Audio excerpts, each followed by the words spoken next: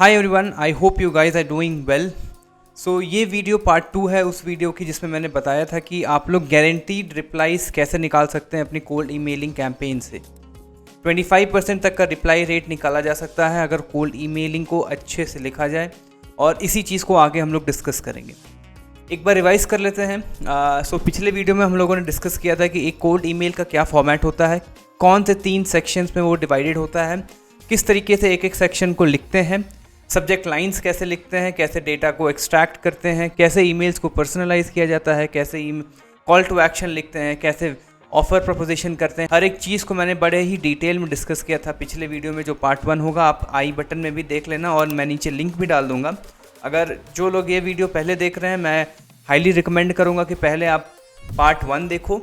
ये पार्ट 2 आ रहा है। इस वीडियो में हम लोग डिस्कस करेंगे कि रिसर्च कैसे करते हैं, कलेक्ट कैसे करते हैं डेटा, और अलग अलग 7 से 8 स्ट्रैटेजीज़ में डिस्कस करूंगा जिनको आप यूज़ कर सकते हैं अपने कोल्ड ईमेलिंग कैंपेन में, जहां से आपका रिप्लाई रेट काफ़ी ज़्यादा बढ़ जाएगा।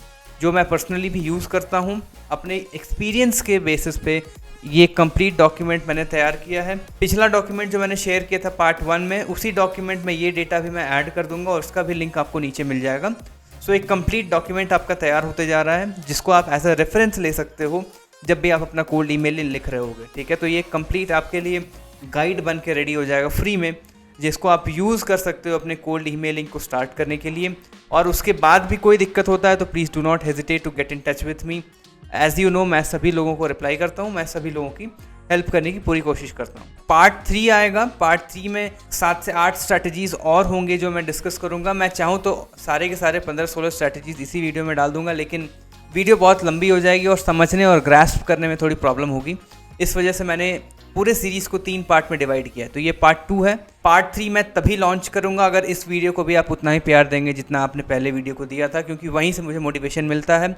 And thank you so much सभी लोगों को जो लोग इतना क्यूरियसली इन वीडियोस को देख रहे हैं और समझ रहे हैं और उनकी हेल्प हो पा रही है। लेट मी टेल यू, आज नहीं तो कल आप लोग ज़रूर सक्सीड करोगे। आज नहीं तो कल आप जो चाह रहे हो वो ज़रूर आपको मिलेगा। इस बात की तो मैं गारंटी ले सकता हूँ जितने मेरी ऑडियंस है, क्योंकि मेरी ऑडियंस जितनी भी है ना, ऑल्दो बहुत बड़ी नहीं है, बहुत छोटी सी ऑडियंस है यार, लेकिन जितने लोग मेरे से जुड़े हुए हैं सभी एक से बढ़कर एक हैं। सभी लोग बहुत ही ज़्यादा एम्बिशियस हैं, बहुत ही ज़्यादा मेहनती लोग हैं यार। And I feel so much good कि मैंने कंटेंट क्रिएशन शुरू किया। I feel so much good कि मैं आप लोगों की हेल्प कर पा रहा हूँ। So thank you so much इतना प्यार देने के लिए यार। चलो अब सीधे हम लोग वीडियो को शुरू करते हैं। ठीक है, तो सीधे हम लोग चलेंगे स्क्रीन पर एंड हियर वी गो। ये वही डॉक्यूमेंट है, यहाँ मैंने पार्ट 2 करके लिख दिया है ना। पार्ट 2 के नीचे का जो भी डेटा होगा वो आप लोगों के लिए है, वो आप लोग देख सकते हो, और इसके ऊपर भी सारा डेटा पड़ा हुआ है जो वीडियो 1 में मैंने डिस्कस किया है।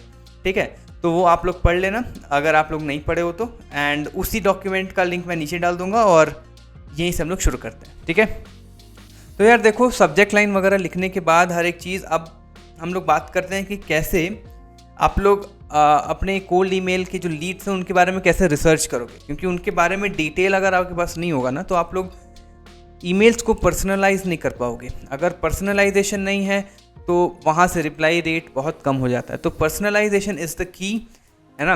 सबसे पहले तो सब्जेक्ट लाइन होता है। बेसिकली सब्जेक्ट लाइन बढ़िया होना चाहिए, जिसके बारे में मैंने यहाँ पूरा एग्जाम्पल्स वगैरह दिया कि क्या क्या सब्जेक्ट लाइन्स हो सकते हैं। एंड उसके बाद पर्सनलाइजेशन होता है, ऑफर तो definitely, and call to action. ठीक है, पर्सनलाइजेशन करने के लिए ना एक टर्म होता है रेजोनेटिंग वेरिएबल्स। रेजोनेटिंग वेरिएबल्स मतलब वो वेरिएबल्स जो आपके क्लाइंट से रेजोनेट करें। For example place. ठीक है, अगर आप जिस क्लाइंट को पिच कर रहे हैं उसके प्लेस के बारे में आप अपने ईमेल में लिख देंगे तो 1 पॉइंट आपका बढ़ जाएगा। अगर आप उनके कंपनी के नाम के बारे में लिख देंगे तो वहाँ से 1 पॉइंट और बढ़ जाएगा। हमारी ये कोशिश रहती है कि जो रेजोनेटिंग वेरिएबल्स होते हैं वो ज़्यादा से ज़्यादा यूज़ करना है किसी भी ईमेल को पर्सनलाइज करने के लिए, किसी भी ईमेल को ज़्यादा से ज़्यादा इमोशनल टच देने के लिए, ये बताने के लिए कि आप उनके बारे में पहले से जानते हो। ये जस्टिफाई करने के लिए आपको उनके बारे में जितना आप रेजोनेटिंग वेरिएबल्स मतलब उनके बारे में जितना डिटेल निकाल सकते हो वो आपको निकालना पड़ेगा। यहाँ से एग्जांपल लेके देखते हैं। ठीक है, we help e-com stores grow. अगर आप ये ईमेल में लिखते हो तो इसका वैल्यू, इसका स्कोर कितना होगा वो चेक करते हैं।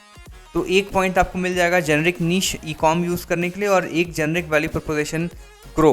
आप क्या करोगे इनके साथ, आप उनके कंटेंट को ग्रो करोगे, तो यहाँ 2 पॉइंट। अब उसी के कंपैरिजन में दूसरा ईमेल पढ़ के देखते हैं, ठीक है। We help female founders in LA grow their sustainable makeup brands while putting the planet and people first, ठीक है। अब यहाँ पे स्कोर हम लोग चेक करने की कोशिश करते हैं, ठीक है। सबसे पहले तो फीमेल आ गया, ठीक है, तो एक जेंडर का पॉइंट मिल गया, वो एक रेजोनेटिंग वेरिएबल हो गया। सेकंड पोजीशन फाउंडर्स, फीमेल में भी फाउंडर्स। फिर थर्ड लोकेशन भी आप लॉस एंजलिस भी डाल रहे हो, ठीक है। जेनेरिक रेजोनेटिंग वेरिएबल मतलब वो सभी के लिए एप्लीकेबल है। जैसे फीमेल मेल में फीमेल एक जेनेरिक रेजोनेटिंग वेरिएबल नहीं है, ठीक है, वो जेंडर रेजोनेटिंग वेरिएबल है। उसी तरह ग्रो हो गया, सस्टेनेबल वो भी एक नीश रेजोनेटिंग वेरिएबल हो गया, ठीक है। मेकअप ये भी एक नीश है, ठीक है, मेकअप का एक नीश है। तो इस तरीके से आप देखोगे तो यहाँ पे 8 पॉइंट का स्कोर आ रहा है, मतलब जितना ज़्यादा स्कोर उतनी ज़्यादा प्रोबेबिलिटी कि आपके ईमेल के रिप्लाईज आएंगे।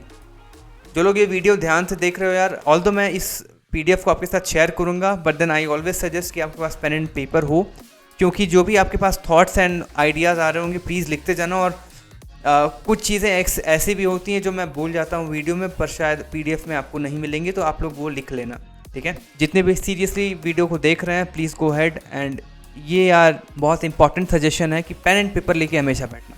चलो आगे बढ़ते हैं। अब देख लेते हैं segmentation, targeted personalize first line कैसे होता है। फर्स्ट लाइन आप लोग कैसे लिखेंगे किसी भी टारगेटेड नीश को, किसी भी टारगेटेड ग्रुप ऑफ पीपल को, ठीक है। सो उसमें कई सारे अलग अलग सेगमेंट्स होते हैं, या तो उनको आप लोकेशन बेस्ड लिख सकते हैं। For example I help founders from LA, I help founders from Seattle, I help founders from Albania to help their grow business, to help generate more revenue, to help get them more leads, ठीक है। तो आप basically LA को target कर रहे हो, ठीक है। तो एक ये जेनरिक तो एक ये लोकेशन बेस्ड आप टारगेट कर सकते हो कोल्ड ईमेल की, ठीक है। यहाँ मैंने कुछ एग्जांपल्स दे रखे हैं, आप लोग पढ़ भी सकते हो, एक दो मैं पढ़ के आपको बता देता हूँ। For example, I saw you are from LA, are you a Lakers और a Clippers fan. I mean see this is so good line, ये कैजुअल ओपनिंग लाइन हो गई। It creates a light mode, तो वहाँ से क्या होता है कि वहाँ से रिप्लाई मिलने के चांसेस और बढ़ जाते हैं। House life in, then location में आप LA डाल सकते हो, कुछ भी डाल सकते हो। Haven't been there in a while, ये एक अलग एग्जाम्पल हो गया, ठीक है। दूसरे नीच में देखते हैं ई कॉम, ठीक है। Dam, when I saw your newest collection, I wanted to reach out to you straight away. I mean, अगर आप इस तरीके का सब्जेक्ट लाइन और पर्सनलाइज लाइन लिखेंगे, why will somebody not reply to you, ठीक है। इस तरीके के जो है ना, ये सब हुक्स होते हैं, ये सब अटेंशन ग्रैबिंग लाइंस होते हैं, ठीक है। सामने वाले की आप जितनी तारीफ कर सकते हैं करो, ठीक है। Time specific, want to reach out to you before enter holiday coming up, for example Bakrid, ठीक है। Hope you are not on weekend mode yet, sent on Friday, अगर आप फ्राइडे को भेज रहे हो तो इस तरीके से आप वीकेंड्स में भी रिप्लाईज निकाल सकते हैं। वेदर बेस्ड, ट्रेंडिंग टॉपिक्स, है ना। तो ये यार अलग अलग मैंने डिटेल्स यहाँ दे रखी हैं, आप लोग चेकआउट कर लेना, कोई दिक्कत नहीं है, ठीक है। Channel specific, love the niche, यहाँ पे आप नीश डाल सकते हो। फॉर एग्जाम्पल ई कॉम हो गया, फाइनेंस हो गया, love the finance insights you have been posting on Twitter, है ना। तो इस तरीके से सामने वाले की तारीफ करने की कोशिश होती है।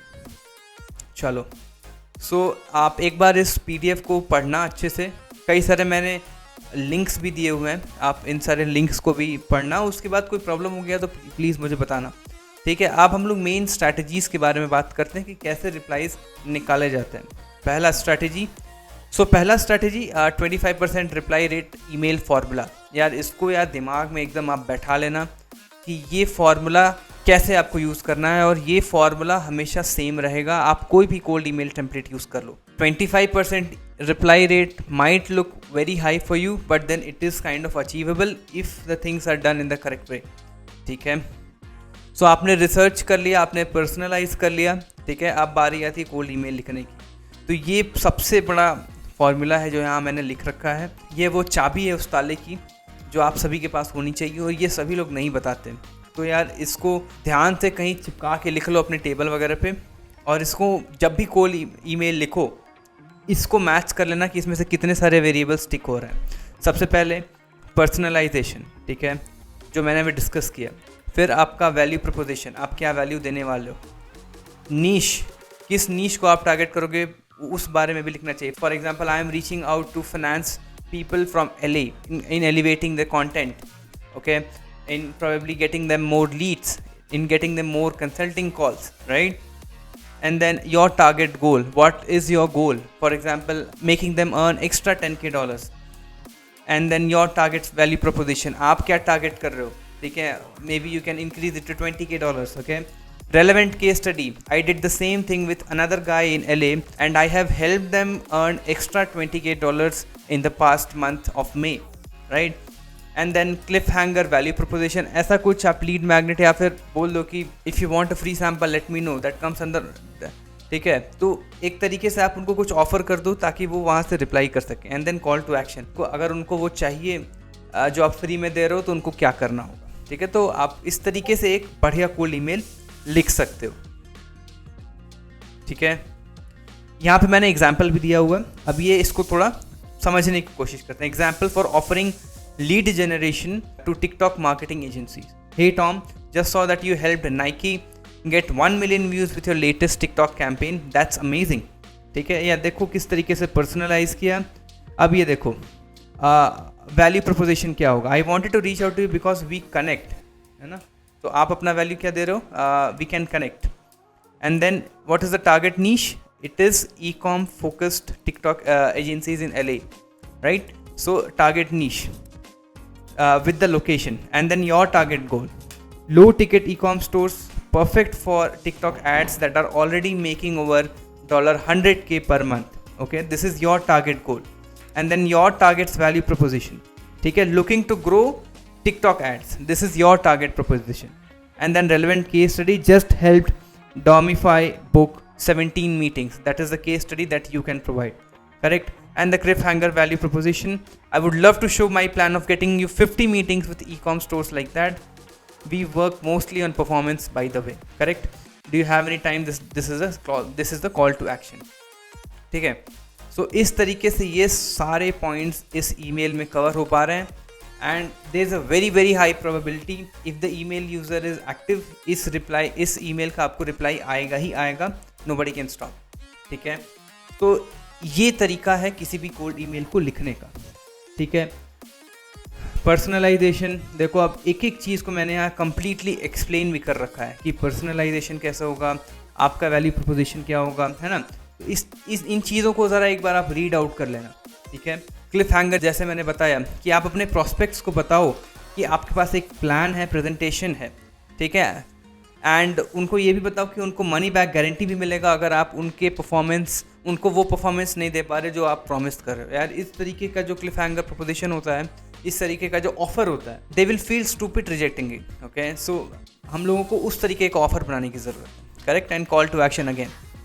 चलो स्ट्रैटेजी 2 पे जाते हैं। कई सारे ऐसे लोग होते हैं जिनको बड़े बड़े ईमेल्स नहीं पसंद आते हैं, and it depends people to people. So मैं हमेशा से ये बताते आ रहा हूँ कि आपको अपने कोल्ड ईमेल के स्क्रिप्ट को हमेशा चेंज करते रहना है। Do not stick with only one email template for a very long period of time. बहुत लंबे समय तक किसी एक ईमेल टेम्पलेट के साथ आप नहीं रुकेंगे। You need to keep on changing, keep on experimenting until you get the desired results, ठीक है। स्ट्रैटेजी 2 के बारे में बात करते हैं, वो है 1 सेंटेंस ईमेल।